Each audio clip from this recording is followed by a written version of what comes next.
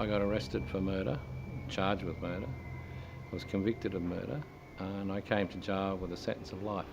The first thing they said to us when we walked in was, "See that over there?" I said, "Yeah." He said, "That's where they used to hang them." When I came here, I was 10 days over 18. And it was a big shock. The first time I came in for 2 months. That was for willful destruction. We'd broken into a high school and we were too drunk to wipe our prints off, so we tried to burn it down. Stupid thing to do. I was only 18 at the time. It was like nothing that you'd ever seen. It's not like watching American TV shows about prisons and stuff like that. It's nothing like that. It's a very alien environment when I came in.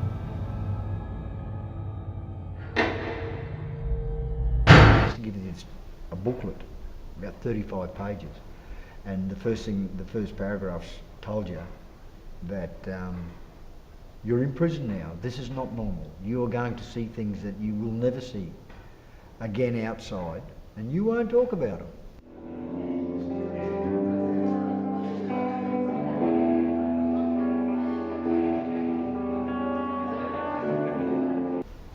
Went into E-wing, and that's basically what that painting's all about. The first night there, you know, like you realise that you've come from relative freedom, well it was freedom, to nothing. I remember the police drove me in here, in a car, a police car. And on the way in, they're saying, this place was a law unto itself.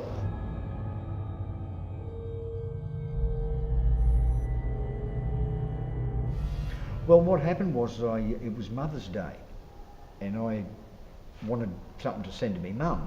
So what we used to do is get guys to draw flowers. Well, I got a mate of mine to draw a flower on a letter and send it to me mum. Well, mum said I did it. So I had to go to the art class, learn how to draw.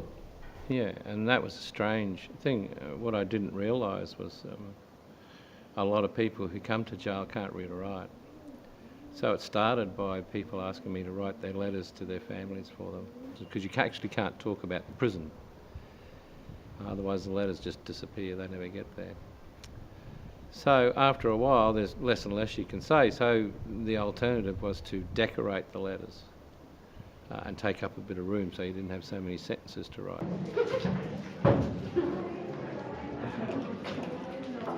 I'd do 4 or 5 at once. Because I could make a quid out of it. Like outside I can't make $1. But in there, Jesus Christ, I'm like a millionaire. I remember we had a rally up one night and everyone threw their shit tubs out the cell. I was on a hunger strike and there was shit hanging in toilet paper everywhere. And it was in the middle of summer too. Jeez, it was hot. With the shit tubs, if you didn't secure them properly, you got cockroaches in there. And you'd get guys they'd cut themselves shaving.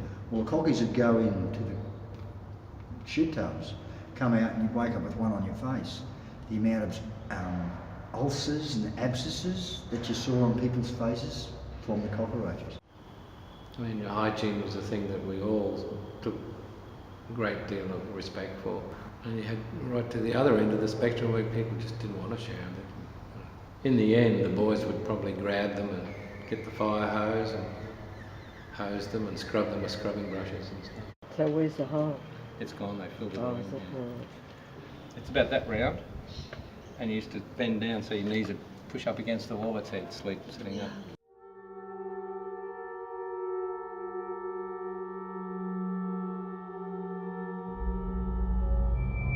And under the tennis court was a series of cells with light deprivation. But you'd always try and keep a button in your hand, because when they turn the lights off, you can't see nothing. Nothing, you can't even see your hand from the face. So you'd flick a button and go find it.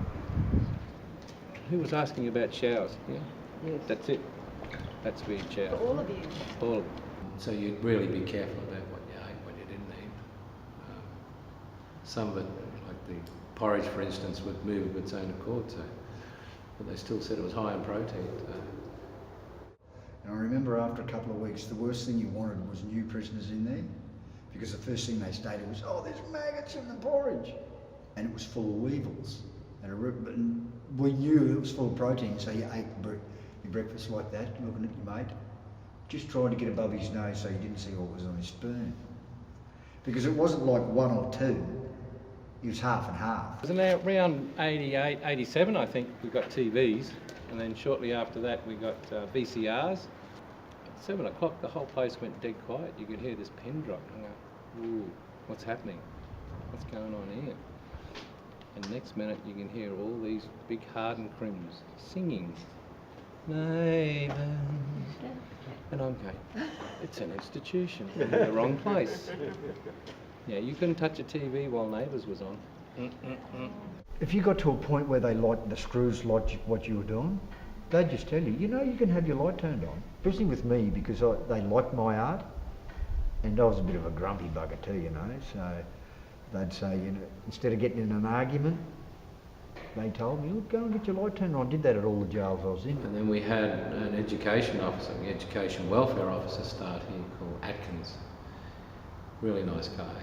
And he saw that and said, would I be interested in taking my artwork a step further?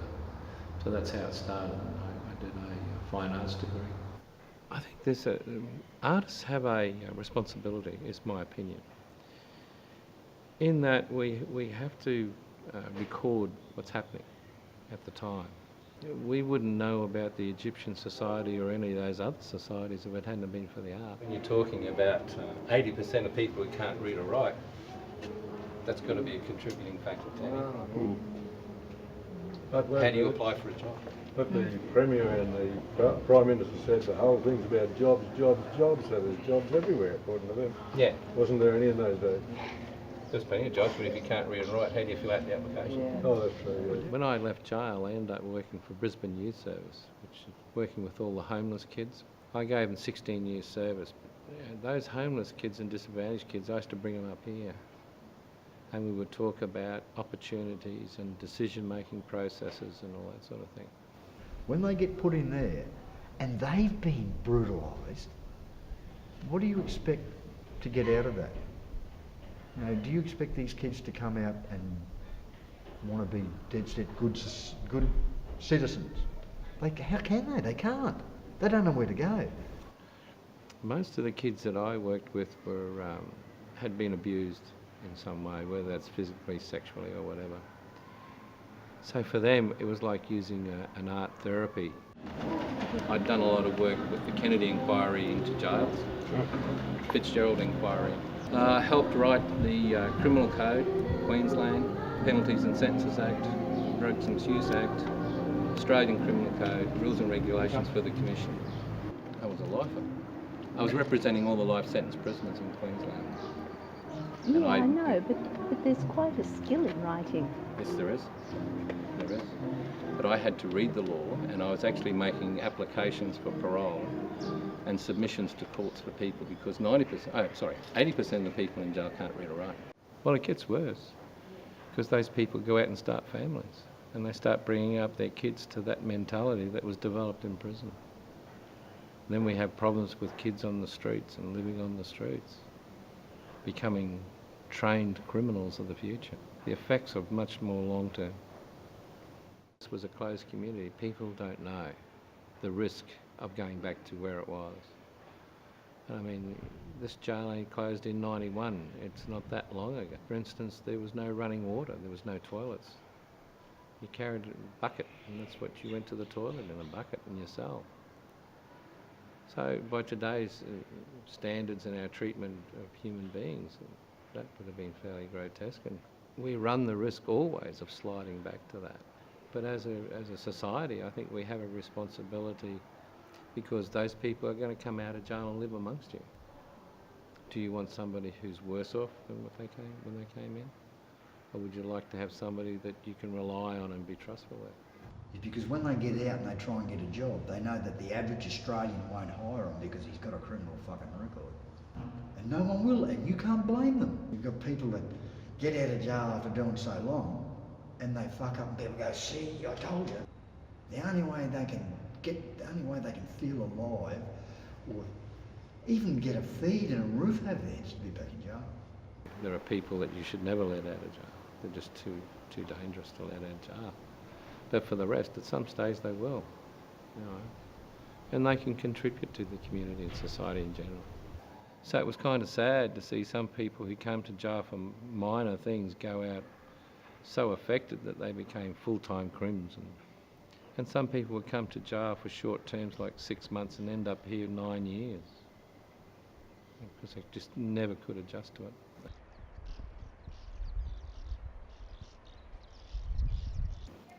What we call the recidiv rate, which is the return rate, really dropped dramatically with that over a 3-year period. And people could do education courses.